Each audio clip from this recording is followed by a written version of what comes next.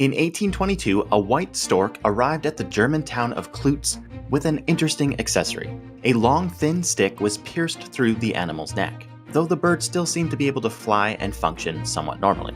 Now, whether it was out of mercy or just curiosity is not really clear, but either way, eventually the property owner Christian Ludwig von Bothmer decided to shoot the stork, and since it didn't proceed to fly away with his bullet too, that at least confirmed the animal was mortal.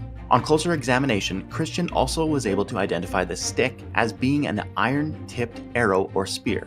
Whether von Bothmer truly recognized the significance of his find, we can't say, but he at least saw the unique specimen as a valuable trophy, and thus something that should be passed on to the region's sovereign, Grand Duke Frederick Francis I. Fortunately, Francis was said to be an enlightened monarch and a supporter of science. He thus had the stork and stick preserved under academic supervision. It was there that physician and botanist Henrik Gustav Florke inspected the now stuffed bird with the still impaled spear. Henrik identified the wood as being from a tropical source, summarizing the find by saying, "Where he might have gotten the arrow can only be concluded if one can determine which wild people are currently using such arrows." To truly understand the impact this discovery had on our understanding of the natural world, we have to look back at what we used to believe when it came to birds and changing seasons. Because even though the 1800s wasn't that long ago, it was still a time where one could say humans didn't even know what they didn't know. While the absence of specific bird species during the colder seasons was of course recognized by humans for thousands of years, what happened to them or where they went was not so obvious. And as a result, there were several conflicting theories. Migration itself was not an unheard of concept. Indigenous folk tales reference birds making long journeys south in the winter. In his Historia Animalium, Aristotle described migrations around the Mediterranean, and even the Bible alludes to it.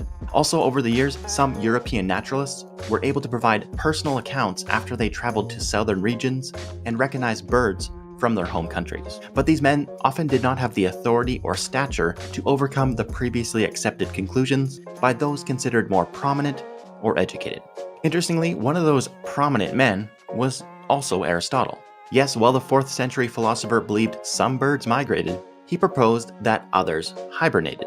And in an even further stretch, he was convinced that certain birds just metamorphosized into bodies that were more suited for the season.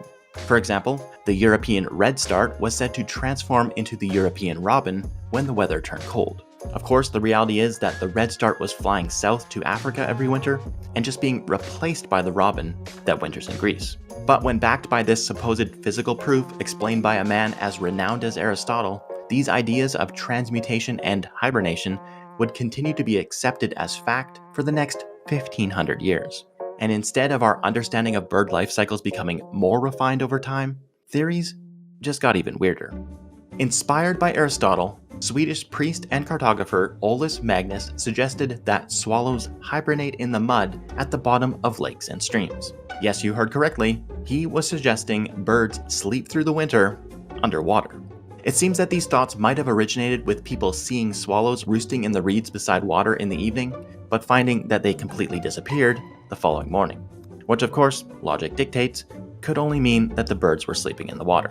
For unknown reasons, stories from other naturalists backed up these claims, and the belief of hibernating swallows persisted throughout the next 300 years, with some accounts describing the sleeping birds becoming caught in fishermen's nets. In his book, Birds of Colorado Valley, published in the late 1800s, American ornithologist Dr. Elliot Coues listed over 180 papers that mentioned hibernating swallows, a finding that perplexed the bird expert who wrote, "I have never seen anything of the sort, nor have I ever known one who has seen it. Consequently, I know nothing of the case but what I have read about it.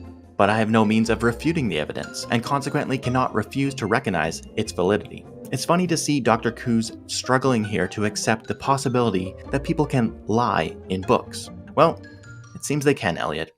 Fortunately, there were those brave and intelligent enough to push past the widely accepted theories and forge their own path by way of logic and reasoning. Something I think we can all agree this topic needed badly.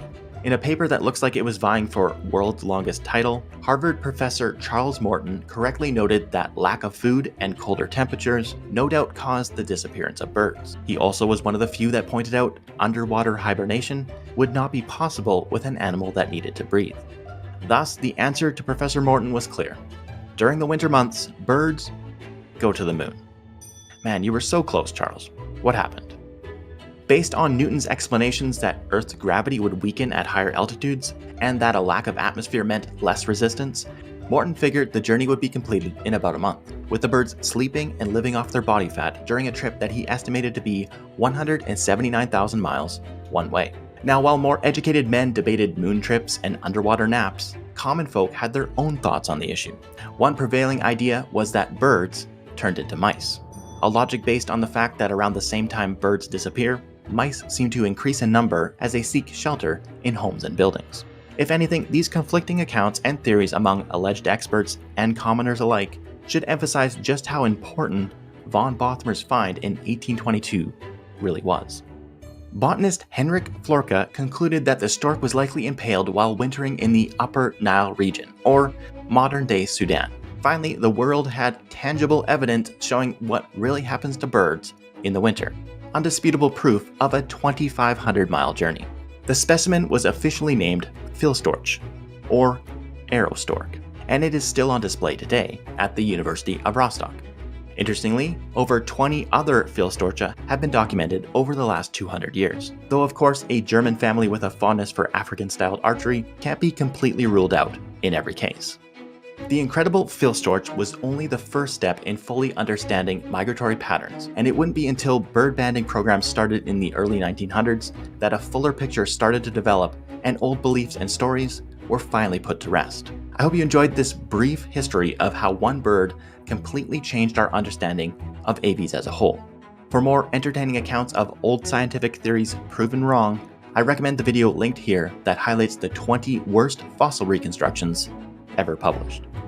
My name is Sledge. Thanks for watching.